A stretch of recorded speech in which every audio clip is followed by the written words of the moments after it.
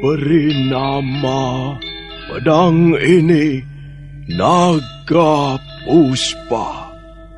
Selamatkan dia.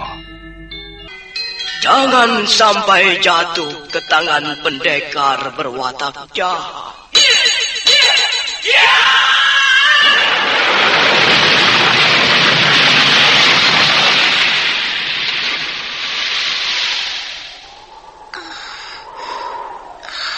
Kakang Kamandanu, kau masih juga tidak percaya bahwa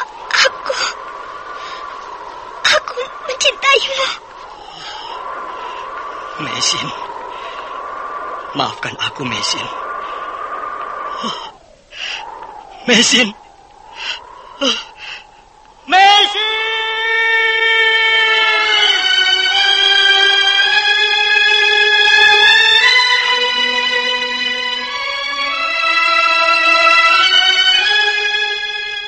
Tutur Tinula.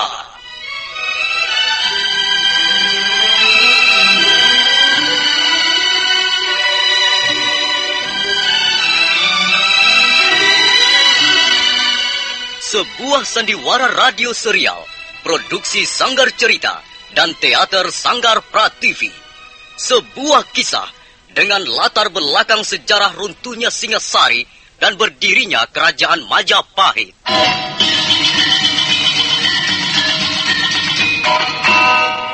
Sandiwara ini didukung oleh pemain-pemain radio yang sudah ternama, Ferry Fadli, Ivone Rose, dan Eli Ermawati.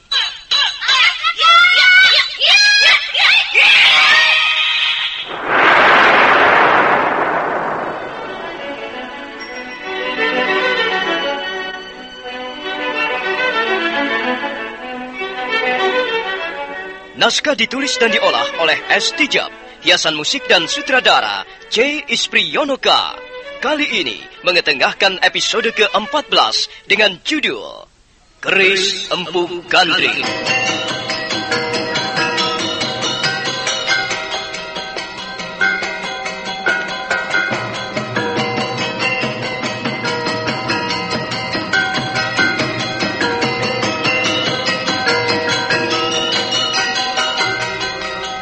Dalam seri ke-411 ini, didukung oleh para pemain, Haryoko sebagai Empu Gandring, Ferry Fadli sebagai Arya Kamandanu, Ivone Rose sebagai Sakawuni, dan Asdi Suhastra pembawa cerita. Selamat menikmati.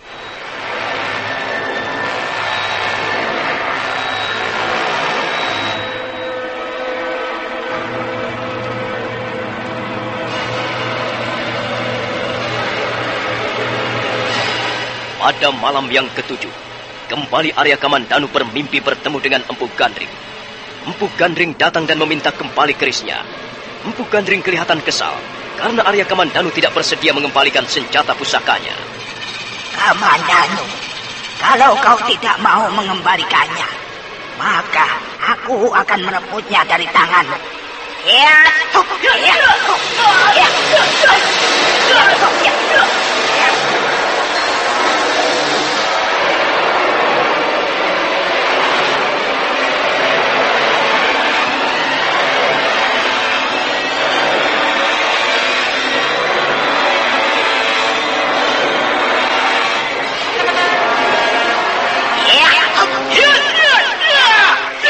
Maka pertarungan sengit tak dapat dihindarkan lagi. Empu Gandring segera menyerbu. Arya Kamandanu berkelit kiri kanan, berusaha menghindari serangan-serangan. Nampak dalam pertarungan itu kemampuan Empu Gandring berada di atas Arya Kamandanu. Empu Gandring berusaha menekan Arya Kamandanu dengan sergapan-sergapan jurusnya yang dahsyat. Sementara Arya Kamandanu tidak lagi menghiraukan keselamatannya. Dia berusaha mempertahankan keris. Dalam puncak kekuatannya, Arya Kamandanu merasa dialiri kekuatan naga Puspa Kresna. Semula Empu Gandring terkejut, tapi segera pertapa tua itu mengibaskan keraguan-raguannya dan kembali menyerang dengan garang.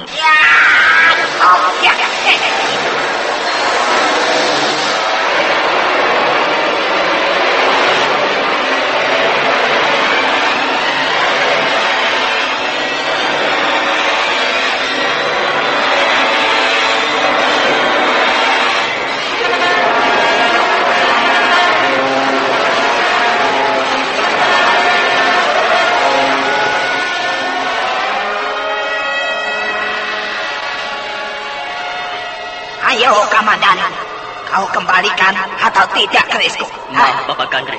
Saya akan kembalikan keris ini. Tapi setelah saya selesai meminjamnya, saya harap Bapak Gandring sudi meluluskan permohonan saya ini. Kembalikan sekarang juga, Kamandanu. Ayo, kembalikan. Kalau kau tidak ingin mendapat kesulitan besar. Maaf, Bapak Gandring. Kalau Bapak masih penasaran dan bermaksud menyerang saya, maka saya terpaksa menggunakan senjata pusaka ini.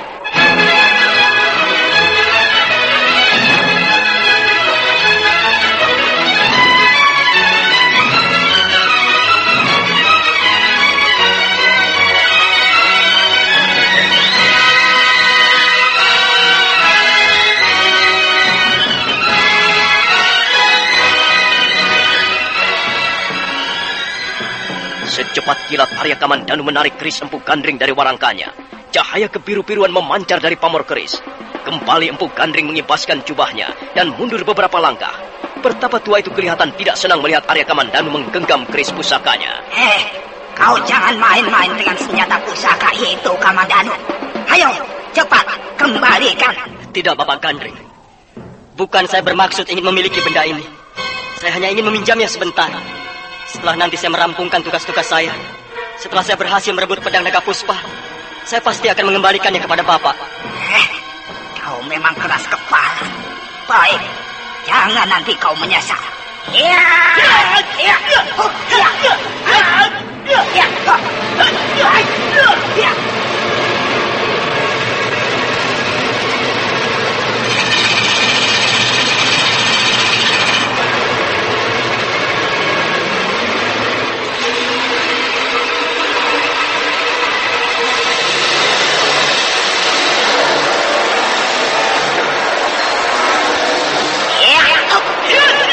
Kali ini pertarungan berlangsung lebih seru. Empu Gandring sama sekali tidak memberi kesempatan kepada Arya Kamandanu untuk menarik napas barang sebentar. Ia terus menggebrak dengan jurus-jurus tingkat tinggi. Arya Kamandanu sampai kelabakan. Suatu saat dia lengah. Empu Gandring menyergap Arya Kamandanu. Arya Kamandanu sempat berkelit menghindar, tapi dia terlambat dan kaki Empu Gandring berhasil menyabet lengannya. Arya Kamandanu menjerit kecil dan keris terpental jatuh.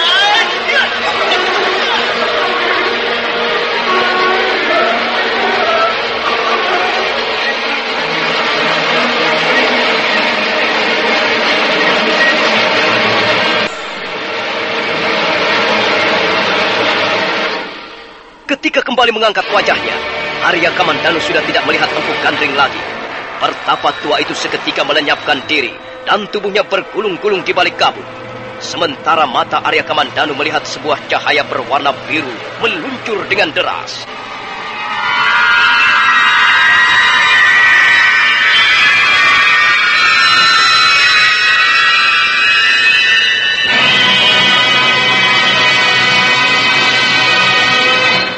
Arya Kamandanu terjaga dari samadinya, dan ketika membuka matanya, dia masih sempat melihat sebuah sinar berwarna kebiru-biruan meluncur di atas kepalanya.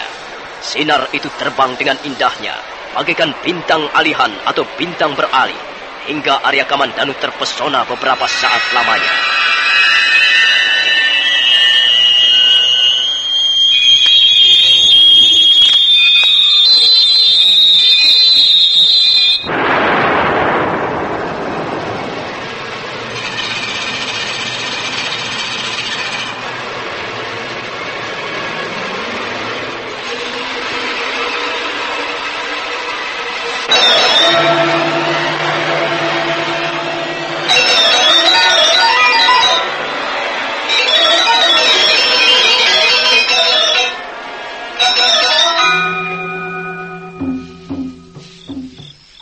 Buni?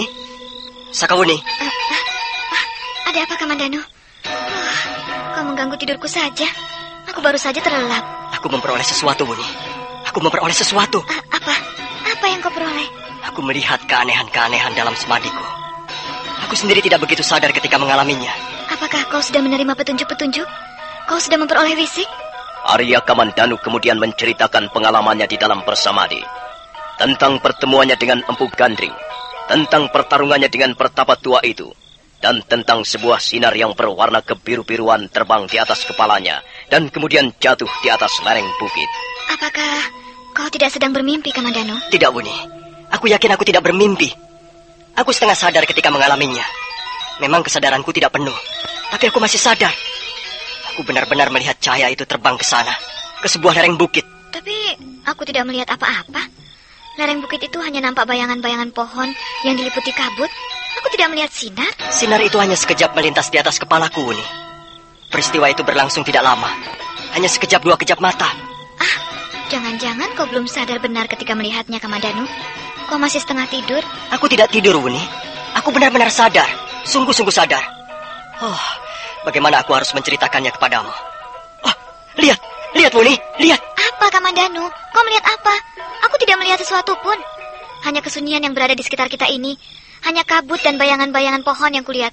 Aku tidak melihat yang lainnya. Lihat, ikuti telunjukku ini. Itu, di sana.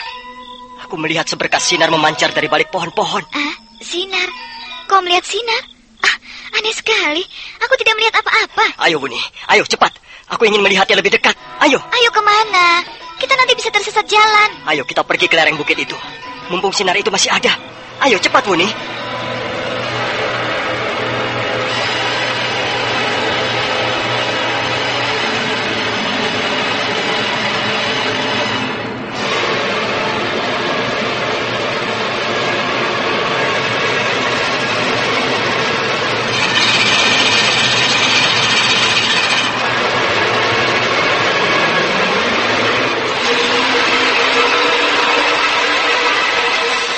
Arya Kamandanu segera menarik tangan Sakawuni, dan mereka pun berjalan bergegas meninggalkan petilasan Empu Gandring.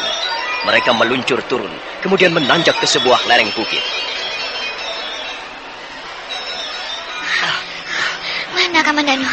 Mana sinar yang kau katakan itu? Tadi aku melihatnya di sini. Ketika kita menaiki kaki bukit, aku masih melihatnya. Sinar itu memancar dari rumpun semak belukar. Sinar itu sangat kuat, seolah-olah membakar seonggok belukar. Aneh sekali. Mengapa sekarang tidak ada? Iya, tidak ada apa-apa di sini. Aku hanya melihat kesunyian dan kabut. Dan tempat ini udaranya lembab sekali. Mungkin kau sedang tidak sehat, Kamandanu. Kau tidak sehat sehingga pikiranmu banyak dipengaruhi oleh suasana semadi. Tidak, Wuni. Sungguh, aku sehat. Aku dalam keadaan sehat. Tapi memang aneh sekali. Mengapa tiba-tiba sinar itu lenyap kembali? Oh, sinar. Aku tidak melihat sinar apapun juga di tempat ini. Sudahlah, Kamandanu. Kita tunggu saja perkembangan selanjutnya. Lupakan saja soal sinar-sinar itu. Lebih baik kita segera kembali ke petilasan Empu Gandring. Tempat ini sungguh tidak nyaman untuk istirahat. Oh, Wuni, Sakawuni. Ada apa? Ada apa lagi denganmu? Aduh, jantungku sampai mau copot rasanya, Kamandanu. Dia sekarang berada di sana. Lihat. Apa? Kau melihat sinar lagi? Aduh, sudahlah. Lebih baik kita segera kembali. Tidak, Wuni. Kita harus memburu sinar itu. Aku yakin sekarang dia benar-benar ada. Sinar itu benar-benar ada. Aku dengan jelas sekali melihatnya. Lihat, Wuni. Di sana. Di balik gundukan-gundukan batu itu. Apa kau tidak bisa melihatnya? Tidak. Sama sekali tidak. Kau jangan membuatku gelisah, Kamandanu. Kau jangan membuatku semakin bingung. Ayo kita lihat lebih dekat, Wuni. Ayo cepat. Mudah-mudahan sekarang dia tidak melenyapkan diri lagi. Ayo, Wuni. Kembali Arya Kamandanu menarik tangan Sakawuni. Sebenarnya gadis itu merasa enggan untuk menuruti Arya Kamandanu. Tapi karena Arya Kamandanu terus menariknya, maka dia pun terpaksa mengikutinya. Dan mereka bergegas turun melewati sebuah jalan setapak di lereng bukit.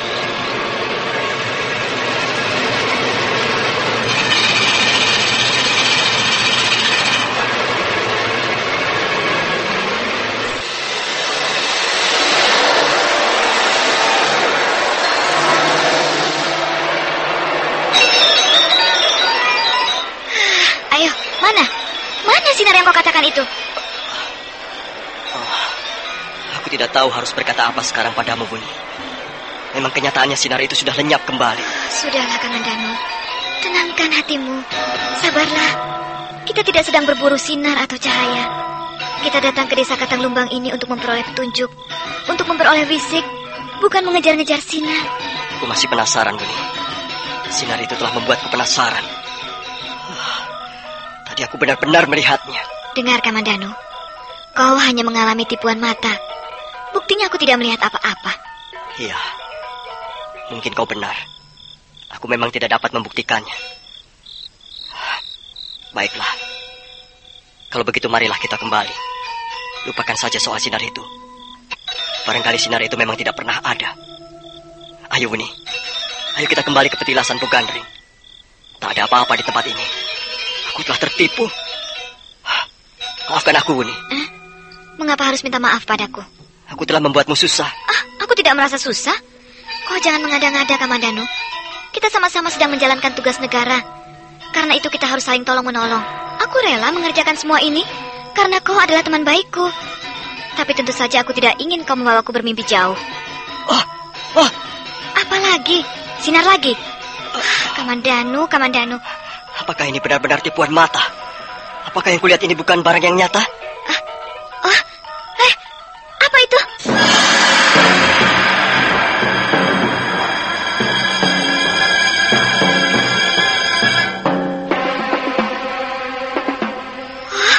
Kamandanu, aku juga melihatnya sekarang. Apa? Kau juga melihatnya sekarang? Benar-benar kau melihatnya, Wuni? Iya, benar, Kamandanu. Itu, di sana. Aku melihat seberkas sinar bernyala-nyala di atas rumpun semak belukar. Terang sekali nyala itu. Jadi sekarang kau percaya, Wuni? Kau tidak menganggap lagi sinar itu hanyalah tipuan mata? Maafkan aku, Kamandanu. Sekarang aku percaya. Aku percaya karena aku juga telah melihatnya. Sinar apa itu gerangan? Nyalanya sangat terang. Dan cahayanya indah sekali. Apalagi yang kita tunggu, Wuni? Ayo kita ke sana. Kita lihat sinar apa itu gerangan. Hati-hati, Kamandanu. Kau jangan terlalu berani.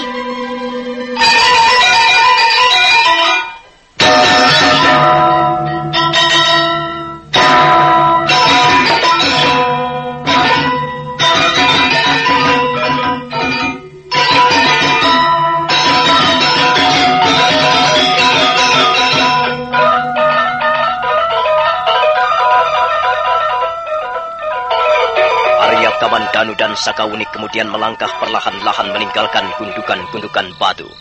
Mereka meluncur menuruni sebuah jalanan penuh batu-batuan.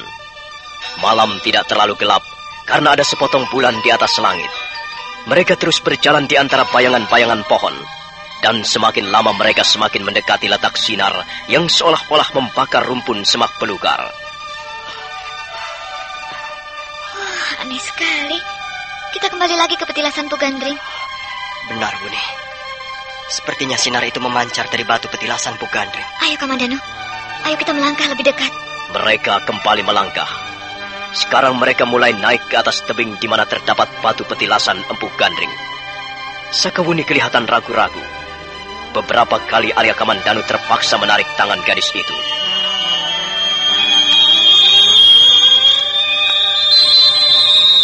Mereka melangkah semakin dekat. Dan sinar itu tetap memancar dari tempat semula. Dan memang benar, sinar itu seolah-olah keluar dari balik batu kerucut petilasan Empu Gandring. Ketika langkah-langkah mereka semakin dekat, sinar itu menjadi redup, tapi tidak padam. Masih nampak cahaya berwarna kebiru-biruan memancar dari balik batu petilasan. Tunggu sebentar, Kamandanu. Aku tidak melihat apa-apa. Aku juga tidak melihat apa-apa, kecuali seberkas sinar memancar berwarna kebiru-biruan. Aneh sekali peristiwa ini. Kita benar-benar telah mengalami suatu keajaiban. Ayo, Wuni. Ayo kita bergerak semakin dekat. Ayo kita lihat apa sebenarnya yang memancarkan sinar kebiru-biruan itu.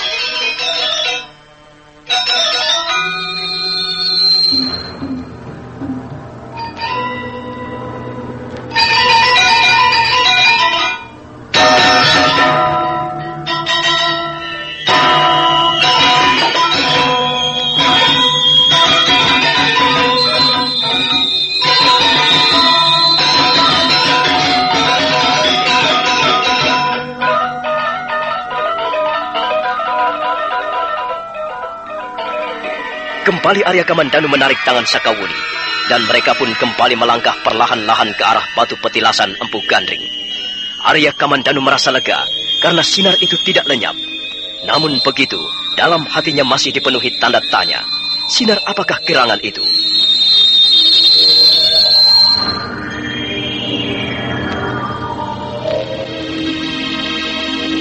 Nah, saudara pendengar,